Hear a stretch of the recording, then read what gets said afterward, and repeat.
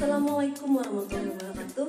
Halo Sobat Kimia, berjumpa lagi dengan channel Guru Eka yang membahas tentang materi-materi kimia di SMA. Yang belum subscribe silahkan klik tombol subscribe-nya dan bunyikan tombol loncengnya supaya kalian tidak ketinggalan informasi tentang kimia. Sebelum menonton video, jangan lupa tekan tombol like dan subscribe ya. Sobat Kimia, di video sebelumnya kita sudah membahas tentang kesetimbangan kimia dan juga ketetapan kesetimbangan. Nah, di video kali ini kita akan lanjutkan pemaparannya. Penasaran seperti apa? Mari kita simak.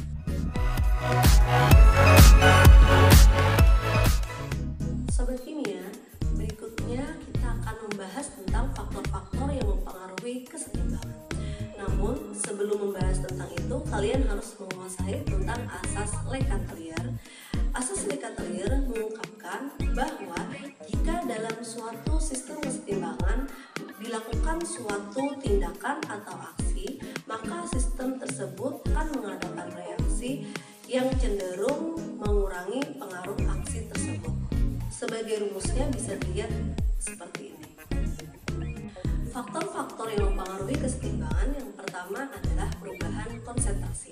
Perubahan konsentrasi hanya berlaku untuk zat yang berwujud gas dan larutan. Nah, masih ingat ya, dalam suatu persamaan reaksi kimia, yang berada di sebelah kiri adalah reaksi dan yang berada di sebelah kanan adalah hasil reaksi. Sesuai dengan asas Lekatelier, jika konsentrasi reaksi diperbesar, maka kesetimbangan akan bergeser ke kanan, dan jika konsentrasi reaksi diperkecil, maka kesetimbangan akan bergeser ke kiri. Sebagai contoh, pembentukan amonia yaitu N2 ditambah dengan 3H2 menghasilkan 2NH3. Semuanya berwujud gas. Nah, jika konsentrasi N2 ataupun konsentrasi H2 diperbesar, maka kesetimbangan akan bergeser ke kanan, yang artinya bahwa semakin banyak produk yang terbentuk karena konsentrasi N2 dan H2 yang sebagai reaksi itu diperbesar. Dan sebaliknya, apabila konsentrasi N2 ataupun konsentrasi H2 diperkecil, maka kesetimbangan akan bergeser ke kiri. Berikutnya adalah pengaruh tekanan. Pengaruh tekanan hanya berlaku untuk zat yang berwujud gas. Masih ingat bagaimana hubungan antara tekanan dan volume? Ya, tekanan itu berbanding terbalik dengan volume, atau bisa kita rumuskan seperti ini. Artinya, jika tekanan diperbesar, maka volumenya semakin kecil, dan jika tekanan diperkecil, maka volumenya semakin besar. Untuk pergeseran kesetimbangannya, yang harus kita lihat adalah jumlah koefisien. Jika tekanan diperbesar, maka kesetimbangan akan bergeser ke arah jumlah koefisien yang kecil. Dan jika tekanan diperkecil, kesetimbangan akan bergeser ke arah jumlah koefisien yang besar. Sebagai contoh, pembentukan amonia yaitu N2 ditambah 3H2 menghasilkan 2NH3, masing-masing semuanya berwujud gas. Pertanyaannya, kemanakah pergeseran kesetimbangan jika tekanan diperbesar? Tekanan diperbesar artinya volumenya kecil. Nah, jadi yang kita lihat adalah yang koefisiennya kecil. Kita lihat masing-masing bahwa di sebelah kiri atau di reaksi jumlah koefisiennya ada 4 dan di sebelah kanan jumlah koefisiennya ada 2. Jadi kesetimbangan akan bergeser ke kanan.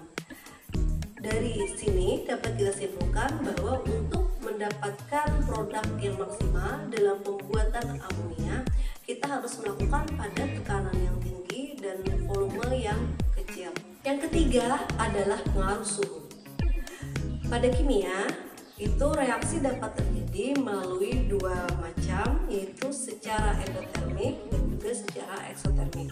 Secara endotermik, delta H-nya sama dengan negatif, dan secara eksotermik, delta H-nya sama dengan positif.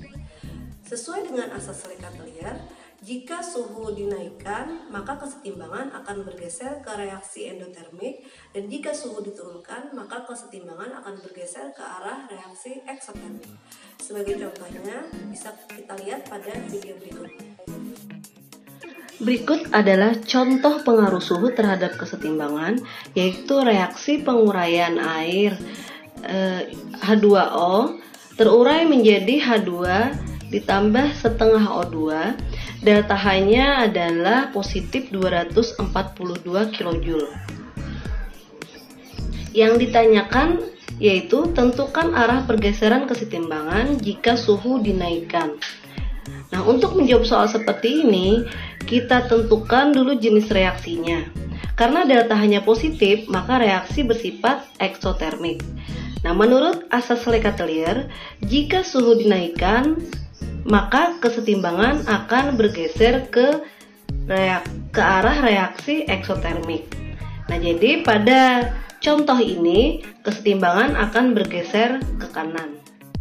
Nah, itu tadi video kita hari ini yang membahas tentang faktor-faktor yang mempengaruhi kesetimbangan, yaitu ada pengaruh konsentrasi, pengaruh tekanan dan volume, serta pengaruh suhu.